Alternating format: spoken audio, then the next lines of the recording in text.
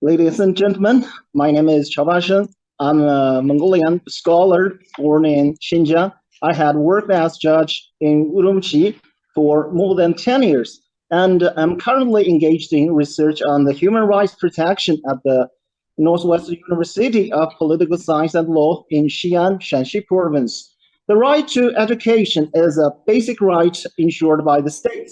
In April 1986, China promulgated the compulsory education law and implemented 9-year compulsory education nationwide.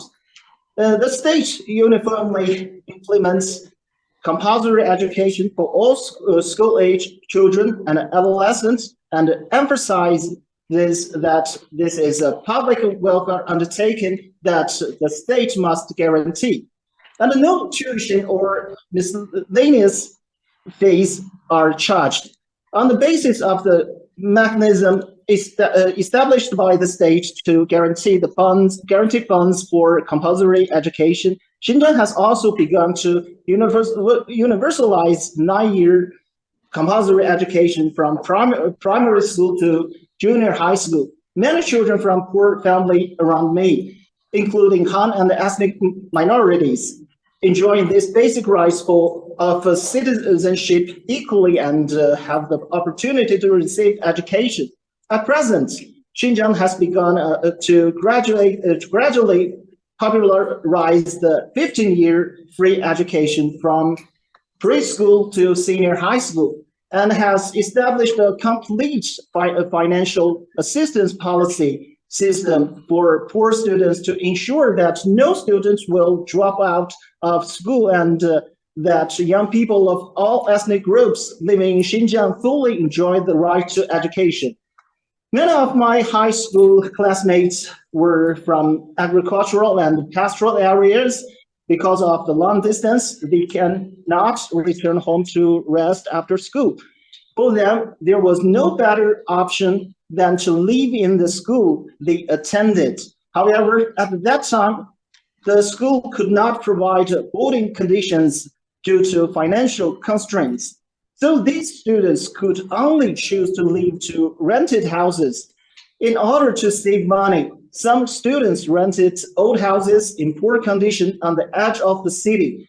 These houses have no heating during the cold winter months.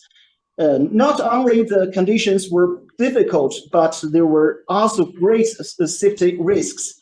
In recent years, boarding schools have been set up in many parts of Xinjiang according to actual needed.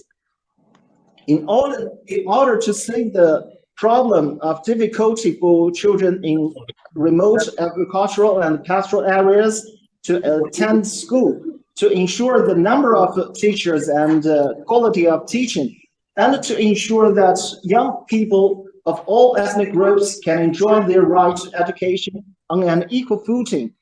If my classmates could have enjoyed such school conditions back then, I think we could have been able to get better results in the college entrance examination.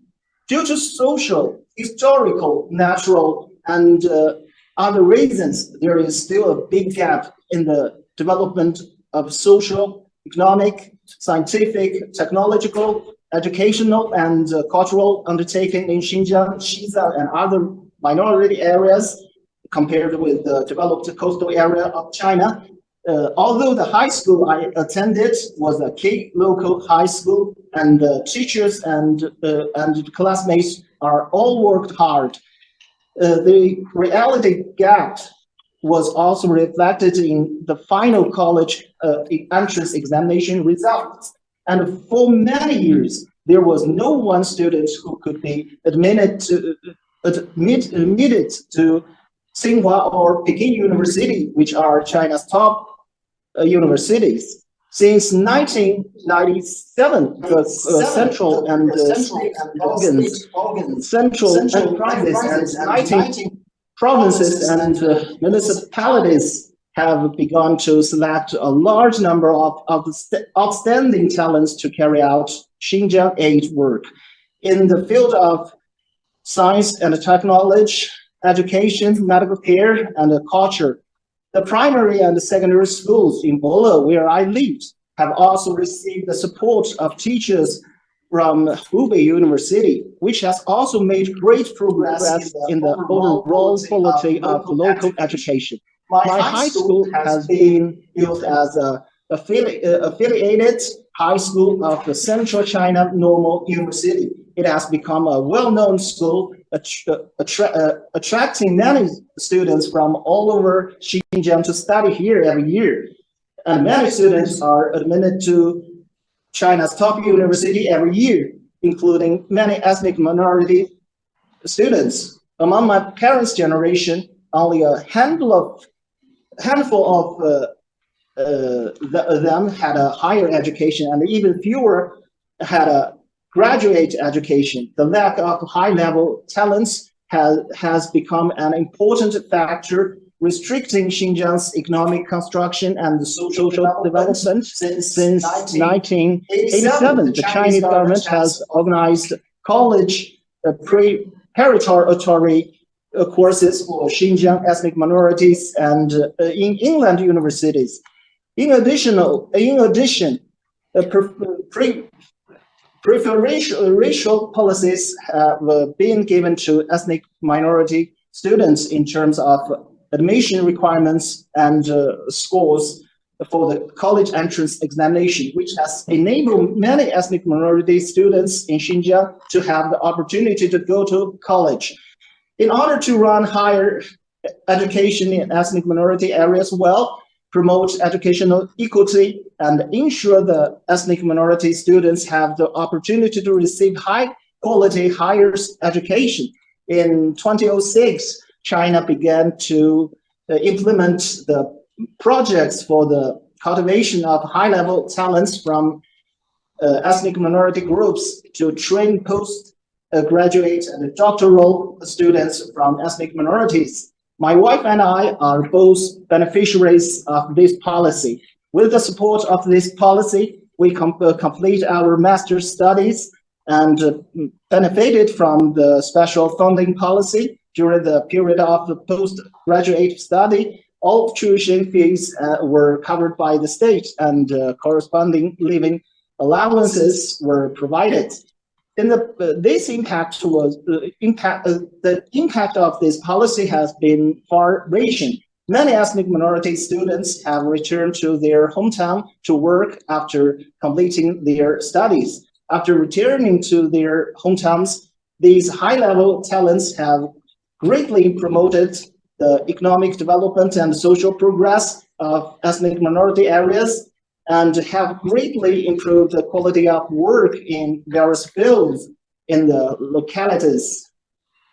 In January 1999, the Chinese government proposed to establish the lifelong learning system by 2010. As an important part of the lifelong education system, continuing education has cultivated a large number of qualified professionals of various ethnic groups for Xinjiang's economic construction and social development.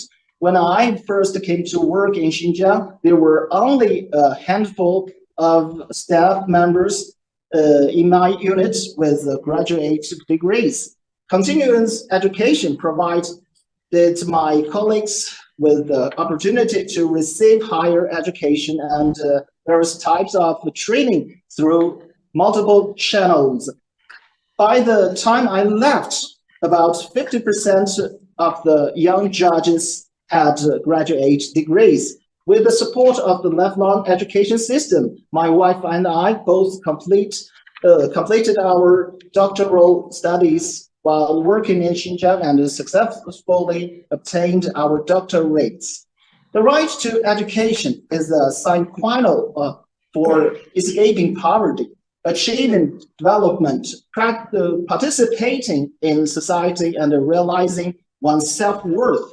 My personal experience tells me that in China, modern education not only guarantees the right of ethnic minorities to preserve their own identity and dignity, but also guarantees the opportunities and the channels for ethnic minorities to participates in social and national construction and lights up the dream of countless ethnic minority students to change their personal destiny, and also provides a driving force and a source for the all-round development of all ethnic groups. Thank you.